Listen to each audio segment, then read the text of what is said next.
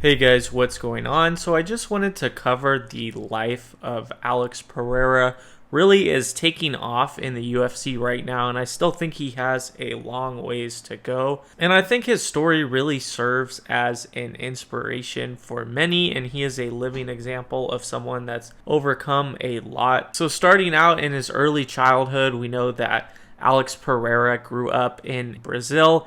His father was a bricklayer, and we also know that he lost his older brother at a pretty young age. And then the next bit we know is that around age 12, he had to drop out of middle school in order to work. Really started as a bricklayer's assistant, and he did that for a little bit, and then soon after got a job at a tire shop, which was really where he worked as a teenager. After a couple years, when he was 14, he started doing a lot of heavy labor intensive work there in the tire shop. He described in this 2-year period between 14 and 16 that he really started doing a lot of labor that an average adult that would work there would. We know around starting about age 16 going up to 18, he started developing a drinking habit, really started to party a lot late into the night, and then would have to go to work in the morning. He said several times that he tried to stop his alcohol, but just wasn't really able to overcome that. This went on for about a few more years, about age 18 to 20. This is really where this pattern continued, and he ultimately realized that he needed something else in his life. He really looked to pick up a sport. Soccer was really big in Brazil, and he really thought this could be his new hobby, but ultimately decided against it because he never really developed those skills growing up and didn't have any experience with soccer. So that's when, after a little bit of research and just given his personal interest, he really found a new passion by picking up mixed martial arts. Specifically, he found a local kickboxing gym, and this really rejuvenated his life and really lit a fire inside him. And I think what really is remarkable is that he found a really fitting coach that started him on his combat sports journey. We know that this coach was also the one who reconnected him with his indigenous ancestry in Brazil, and this was really roots that he wasn't extremely familiar with. He described that his coach really helped him dig back and even look into his family tree, into his grandparents and his great-grandparents, to really rediscover and really find a new identity in terms of his indigenous culture. And that's where he gets the nickname Poatan from. In the indigenous language, it stands for stone hands, because Alex Pereira really had some remarkable talent when it comes to fighting and really had really strong hooks that we see today that really has that incredible knockout power. So that was really there from an extremely young age. So he trained for about a year and then ultimately started competing. About 22 to 23 would be the start of his amateur career, and he was training every day. This really minimized his drinking, but it wasn't gone completely. Also was still working during this time to sustain himself and his family. And then a year later, at age 24, was able to perform well enough to turn professionally, and he soon became the Brazilian champion after not even having that much experience, just because he really had a gift for the sport and really also developed an extremely hard working ability. And then he continued to progress. Age 25 becomes the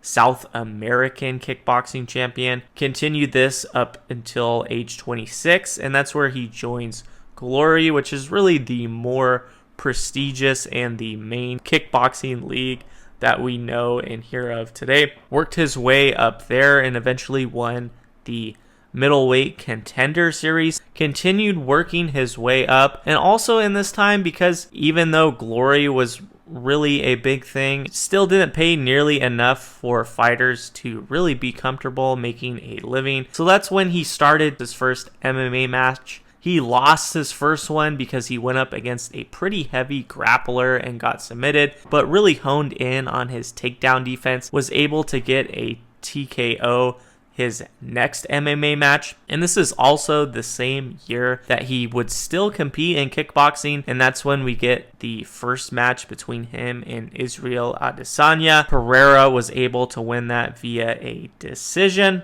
Also at this time, after this fight, went back to MMA and got another knockout victory. And then returning to kickboxing, he had a rematch with Israel Adesanya because that decision before was a pretty close fight. And this is where we get the infamous knockout, which would really go to haunt him for the rest of his career, and what really connects Alex Pereira's later legacy in the UFC. Following the Israel Adesanya knockout, won the Glory middleweight title, so that's where he gets his first belt in kickboxing. Continued to defend that after 4 title defenses. Age 32 is where he goes up and wins the interim light heavyweight championship in Glory, becoming a 2 weight division champion and being the only Glory fighter to hold 2 division championship belts at the same time. And this is also where we get Israel Adesanya, who really transferred over to the UFC really early and really following that last Alex Pereira loss. So that's where we get a lot of back and forth between them, continuing their rivalry. And that's where in 2020 we get that famous interview where Alex Pereira's name gets brought up, just given that kickboxing loss, because that was really the only time that Israel Adesanya had got knocked out in his career, following a pretty impressive streak in the UFC. And that's where he said in an interview when Alex Pereira's name got brought up that he was really just going to be someone that would be in a pub or a bar in the future and just would always be remembering that one time that he beat Israel Adesanya after he was watching his career unfold and really just didn't have anything going for himself anymore. So this is where we get Alex Pereira ultimately leaving kickboxing, returning to mixed martial arts. And he really said that he would watch that interview back multiple times. It really would drive him. He was 34 at the time, had just also won the light heavyweight championship on top of the interim status. So he exits and gets a contract with the UFC, wins his first fight via a flying knee, then would go on to beat Bruno Silva and then getting the knockout against Sean Strickland to set up the middleweight title fight between him and Israel Adesanya. So really going full circle, and Alex Pereira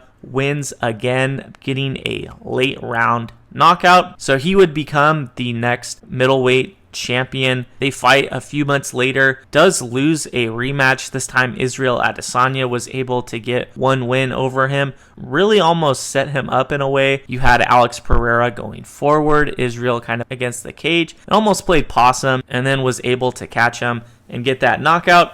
So again, really a tough place for Alex Pereira, really resilient, probably due to a lot of the weight strain at middleweight. Went back up, wanted to join the light heavyweight division in the UFC. That's where we get a year later, beats John Blachowicz in that split decision, and then went on to beat Yuri for the vacant light heavyweight belt. Recently at UFC 300, knocks out Jamal Hill in the first round, and then in the rematch knocks out Yuri again. So this is really where we're at in Alex Pereira's career, and I think it's really impressive, not only his career in kickboxing, but now having the same amount of success in the UFC, being a 2-division champion. Did it in a lot sooner time, really speed ran the UFC, and I think that's really impressive. He's almost like this great disruptor for the UFC, just how he's able to come in, knocking people out left and right.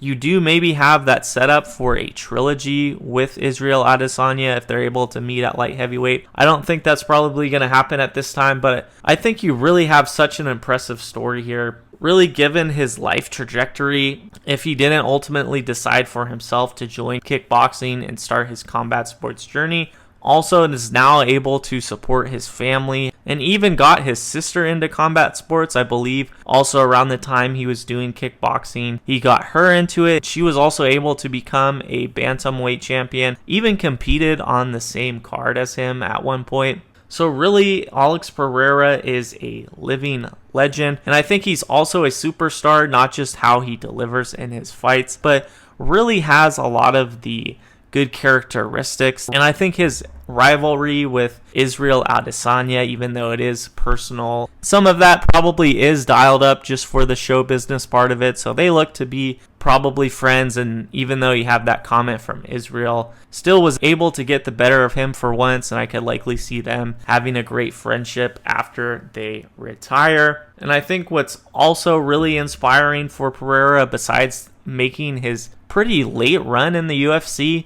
at age 36, and I would say still in the heart of his prime, I think is really impressive. But the potential that he has at heavyweight, I think, is really going to be interesting to see how far he can take that. I think already he's definitely there with a lot of the big names and what he's accomplished. And just going back to that story, I think how he was able to overcome his alcohol addiction, given his circumstance that he was in, I think is really impressive and is really an inspiration. And I'm really looking forward to seeing how his UFC career continues. So feel free to let me know your thoughts on Alex Pereira, what you think about his story, what chances you think he has of competing at heavyweight. Really appreciate you guys watching, and I'll see you later.